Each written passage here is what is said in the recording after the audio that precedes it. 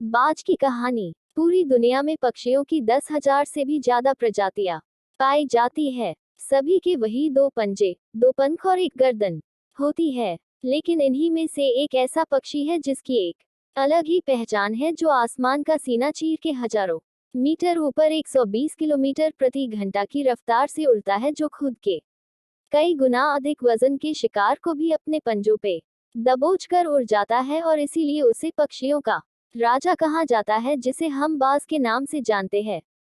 और एक बाज इतना ऊंचा मुकाम हासिल करता है अपनी ट्रेनिंग और अपनी पुनर्जन्म की वजह से। अगर आप भी इस दुनिया में एक मुकाम हासिल करना चाहते हैं, तो एक बाज को बाज बनने का पूरा सफर आपको जानना बहुत जरूरी है, क्योंकि 25 से 30 की उम्र तक आने के बाद भी लोगों को रिस्क लेने से डर लगता है।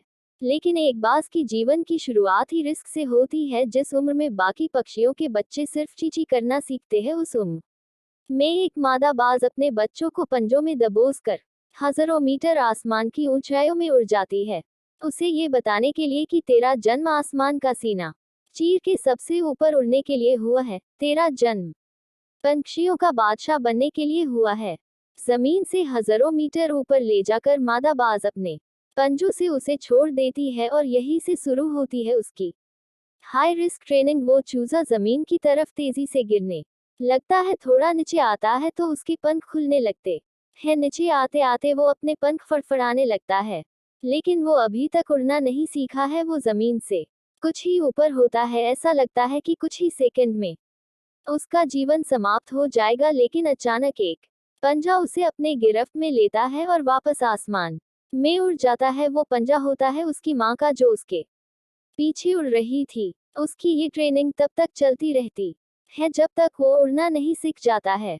इतनी हाई रिस्क ट्रेनिंग होने के बाद इस दुनिया को एक बाज मिलता है बारिश के वक्त, जब सारे पक्षी आश्रय की तलाश करते हैं। तब यही बाज उसी बारिश में आसमान को चीरते हुए ऊपर निकल जाता है और बदल से कहता है, तू बरस ले, कितना बरसेगा। और फिर नीचे आकर चैलेंज करता है। एक बाज की उम्र लगभग 70 साल होती है। जब वह 40 साल का होता है, तब एक परेशानी उसकी जिंदगी में मौत बनकर आती है, जो आपकी परेशानियों की तुलना में बहुत बड़ी होती है, क्योंकि 40 साल की उम्र में बाज की चोंच इतनी मुड़ जाती है कि उसे शिकार निगलने में बहुत परेशानी होती है। उसके पंख भारी हो जाते हैं, छाती से चिपकने लगते हैं, जिससे उड़ना बहुत मुश्किल हो जाता है। उसके पंजे लंबे और लचीले हो जाते हैं, जिससे वो शिकार को सही से नहीं पकड़ पाता। अब उस बाज के पास सिर्फ 3 रास्ते होते हैं। 1. वो अपने शरीर त्याग सकता है। 2. गिद्ध की तरह छोड़े हुए भोजन पे निर्भर हो जाए। और 3. सबसे कठिन और पीड़ादायक रास्ता, अपने आप को पुनः स्थापित का, फिर से आसमान का सीना चीर कर उड़ने का। और वो इसी तीसरे रास्ते को चुनता है और अपने पास के सबसे ऊंची चोटी पे पहुंच जाता है। वहां पर अपना घोंसला बनाता है, और फिर शुरू होता है परेशानियों को जड़ से उखाड़कर आसमान में उड़ने का सफर। वह अपनी चोंच को एक चट्टान पर मार मार कर तोड़ देता है, लहूलुहान हो जाता है और इंतजार करता है नई चोंच के आने का।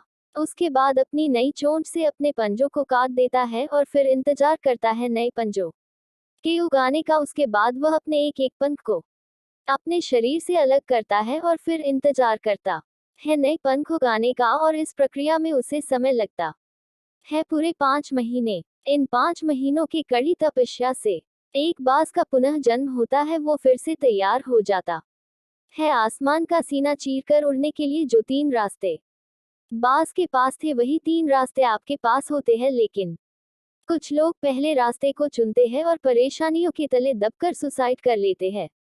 ज्यादातर लोग दूसरे रास्ते को चुनते हैं। वो परेशानियों का बोझ पड़ते ही अपने लक्ष्य को छोड़कर एक नॉर्मल लाइफ जीने लगते हैं। और कुछ वो लोग भी होते हैं जो इस परेशानियों को लात मारकर अपनी मेहनत के दम पर बाज की तरह आसमान की बुलंदियों को छूते हैं। दोस्तों, बाज की यह ट्रेनिंग हमें बहुत बड़ी सीख देती है कि अगर रिस्क लेना पड़े तो लो कि अपने फील्ड में अपने आप को इतना ट्रेन कर लो कि उस फील्ड में आपसे ऊपर उड़ने के बारे में सोचकर लोगों के पसीने छूट जाए, तभी आप अपने फील्ड के बादशाह कहलाओगे।